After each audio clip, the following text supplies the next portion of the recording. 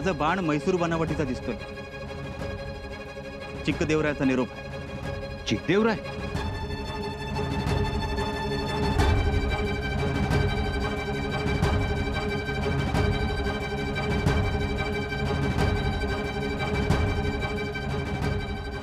ಸ್ವಾಗತ ಸಂಭಾಜಿ. ನೀನು ಇಲ್ಲಿ ಬಂದು ತುಂಬ ದೊಡ್ಡ ತಪ್ಪು ಮಾಡಿದೀಯ. ಈಗ ಬಂದಿಡಿಯ ಅಂದ ಮೇಲೆ ಸಾಯೋಕ್ ಸಿದ್ಧನಾಗು. ನಿನ್ನಂತಹ ರಾಕ್ಷಸನ್ನು ಸಂಹಾರ ಮಾಡೋಕ್ಕೆ ಚಿಕ್ಕದೇವರಾಯನು ಅವತರಿಸಿದ್ದಾನೆ.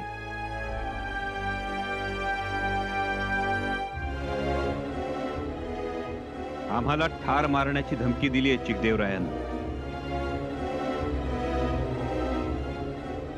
तो म्हणतोय आम्ही या प्रदेशात येऊन मोठी चूक केली आहे. आता माघारी जाऊ देणार नाही. तुझ्या सारख्यांना ठार करण्यासाठी चिक्कदेवरायानं अवतार घेतलाय. मजकूर बघ, वाच आणि निघून जा. चिक्कदेवराय.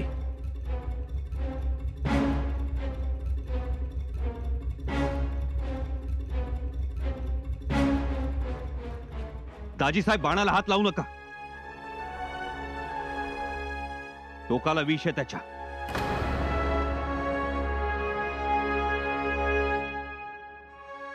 खाली ठेवा.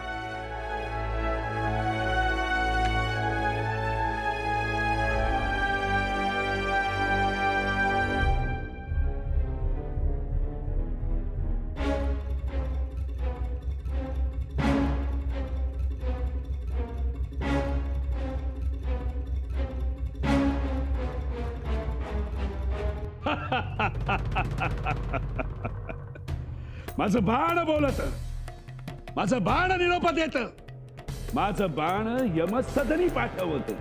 नन्न चिन्ह बिल्लू बाणा, नन्न चिन्ह बिल्लू बाणा. हा दुसरा निरोप. पहिला निरोप पत्र पाठवलं. संभाजी राजाला सांगितलं, धैर्य ಮಾಡಬೇಡ್ರಿ, आदर शिक्षण ಮಗೆ शिकಬಹುದು. हिम्मत कराल तर शिक्षा करू, दंड देऊ. आज नाही दारू तर यालाच. म्हणून हा दुसरा निरोप. बिल्ल बाणानु, विष बाणानु हे विष संभाजीला नष्ट करील. राक्षसनु संहार माडुके चिक्कदेवरायानु अवतरे सिद्धानु. राजा महाराजा, मजकूर वाचून संभाजी घाबरला असणार. त्याने केली असणार तयारी निघून जाण्याची.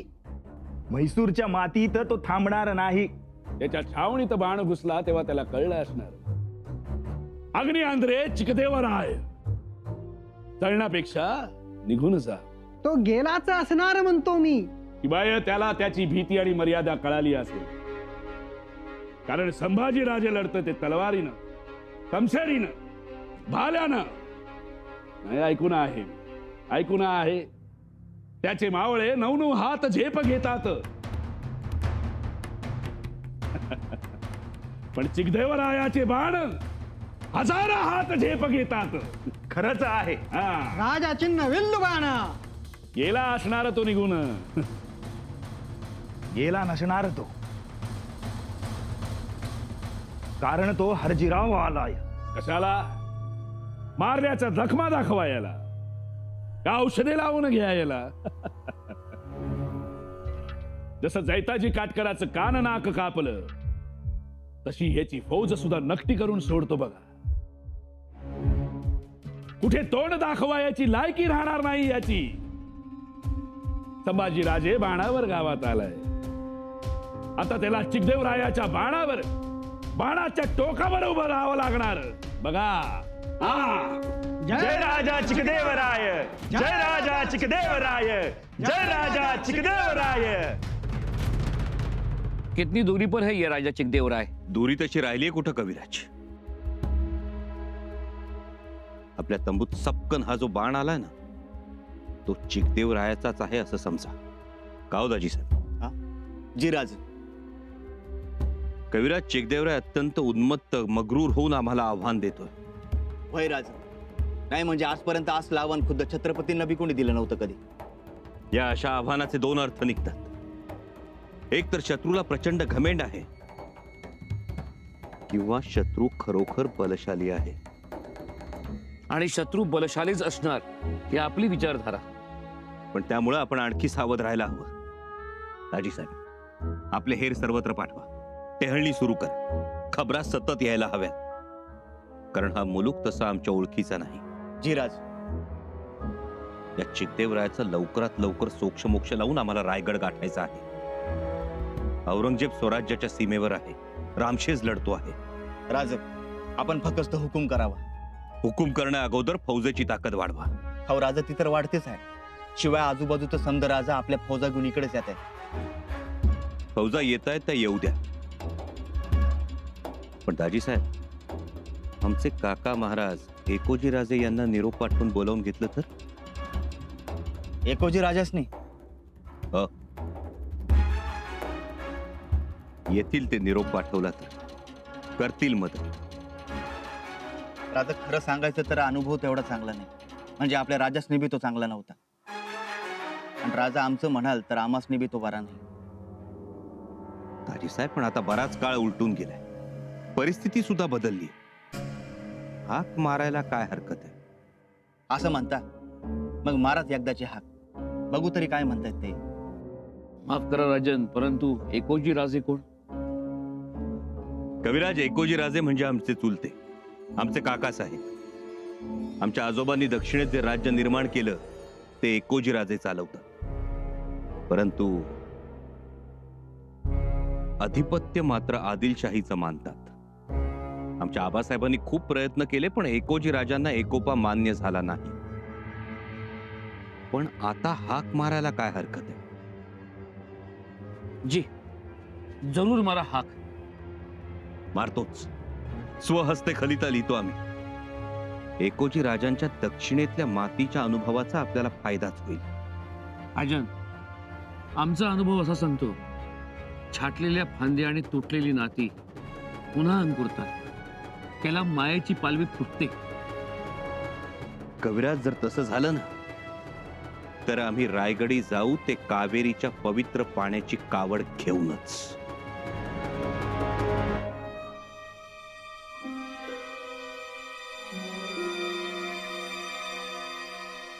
खलिता पाठवल्यावर येतील एकोजी राजे? यायला पाहिजेत खरं तर. पण आम्हाला त्यांचा भरोसा वाटत नाही. का? कारण यापूर्वी भरोसा वाटावा असे ते कधी वागले नाहीत. परंतु छत्रपतींचा शब्द टाळतील ते? टाळायला तर नको त्यांनी, पण या घडीस त्यांचं काही खरं वाटत नाही आम्हाला. मातोश्री, स्वराज्याचा पेशवा म्हणून आम्हाला खात्री वाटते राजे एकोजी राजांना आपल्याकडे वळवतीलच. तसं झालं तर बरंच होईल. राणीसाहेब, मी सांगतोय त्यात तथ्य आहे. आणि एकोजी राजांना राजांच्या सावलीत येण्या वाचून दुसरा पर्याय देखील. खरं तर आता एकमेकांनी एकमेकांना मदत करणं गरजेचं आहे. मामासाहेब एकोजी राजांनी राजांच्या मदतीला जायलाच पाहिजे. आम्हालाही तेच वाटतंय. आणि घडेलही तसंच. बघा तुम्ही. पंत, आम्हाला समजत आहे चिकदेव राजा गेल्या 10 वर्षात खूप सामर्थ्यशाली बनला आहे. हो, आणि खरंही आहे ते. त्याचं तीर कमानात पारंगत असलेलं पथक खूप लढवई आहे. त्याचीच काळजी लागली आम्हाला. अशा परिस्थितीत मामासाहेब एकोजी राजांची मदत राजांना मिळायलाच पाहिजे. पण मिळायला हवी ना. हे फक्त आपल्याला वाटून काय उपयोग? आता तरी त्यांनी काळाची पावलं ओळखायला हवीत. परिस्थिती त्यांना शिकवेल आणि राजे त्यांना भानावर आणतील असा विश्वास वाटतो मातोश्री आम्हाला. असं झालं तर मग ही मोहीम फत्ते. असं घडलं नाही तर मग मात्र कठीण आहे. जगदीश्वरा, मनासारखं दान पडू दे रे आमच्या लेकराच्या पदरात.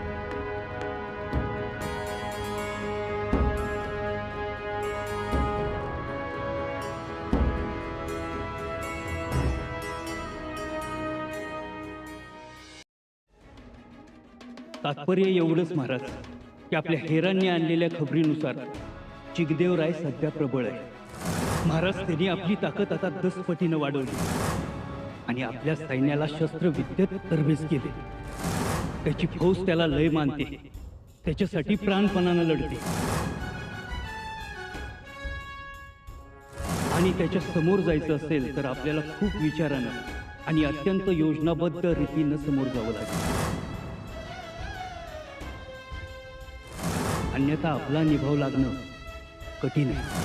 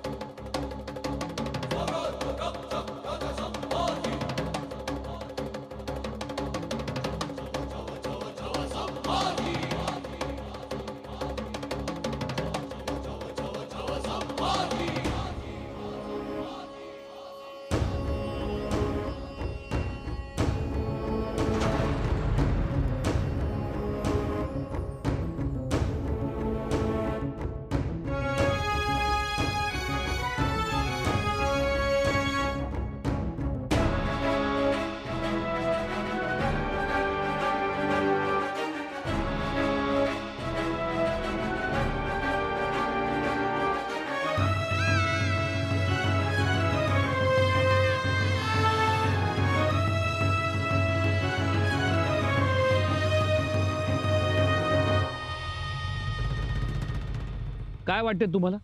कशाबद्दल? एकोजी राजे येतील? हा पर तुम्ही खलिता धाडलाय ना त्यासनी. राजांनी स्वहस्ते लिहिलंय खलिता. पण तरी बी कविराज त्याचा काय उपयोग होईल असं आम्हाला नाही वाटत. म्हणजे एकोजी राजे येणार नाहीत तर? हो येतीलच असंही नाही ना. अहो पण राजांनी मोठ्या मायेनं लिहिलंय पत्र. अहो कविराज आहेत कुठं तुम्ही? राजकारणात माया चालत नाही, चालतो तो फक्त माया बाजार. आजपर्यंत एकोजीरावांनी कधीच मदतीचा हात पुढे केला नाही. ज्यावेळी तो चिक्कदेवराय सरदार जेताजी काटकरांचं कान नाक कापून फेकून देत होता आणि दादाजी काकड्यांसारख्या कर्तबगार सरदाराच्या ओल्या मस्तकाची मिरवणूक काढत होता, तेव्हा एकोजीराज कुठं होतं? अहो त्यानंही चिकदेवरायाने हरवलंच ना. हरवलं? अहो पळताभुई थोडी केली होती त्यासनी.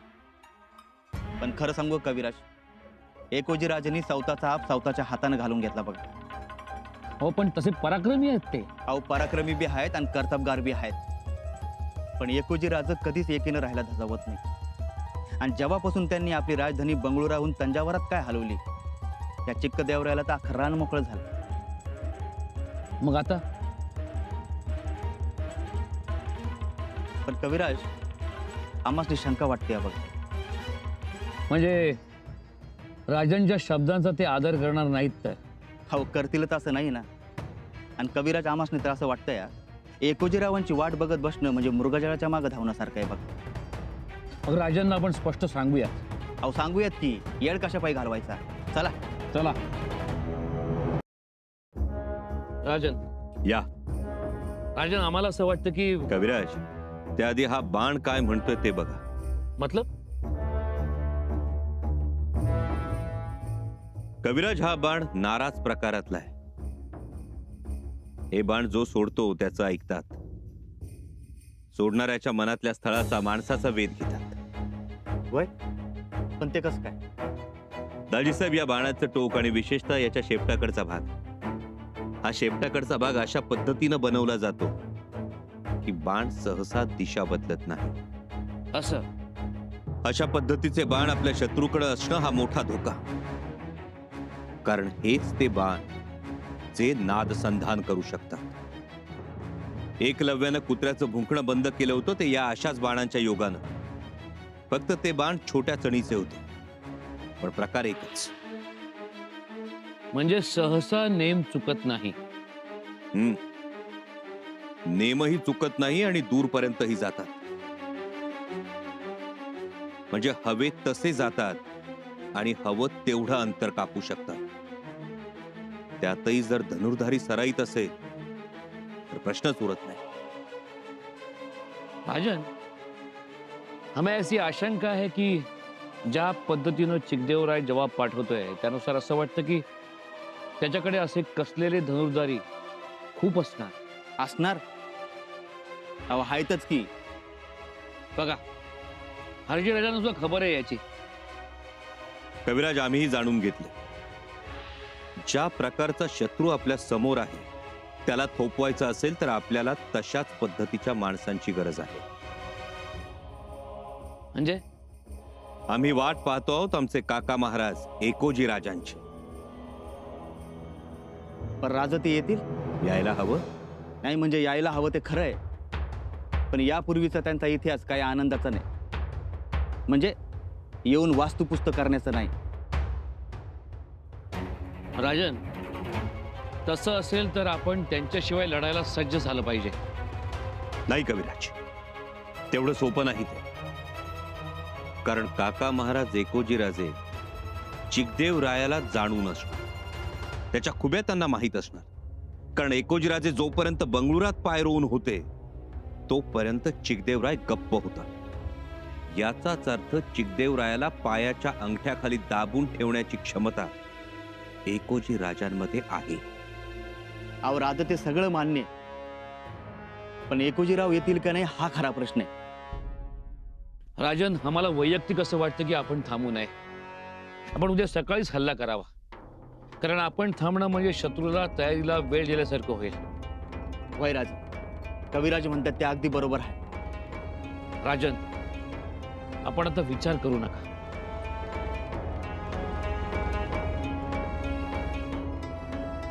राजे, एकोजी राजे निघाले आहेत. काय? काका महाराज निघाले? जी, ते आपल्या फौज फाट्यासह दाखल होत आहेत.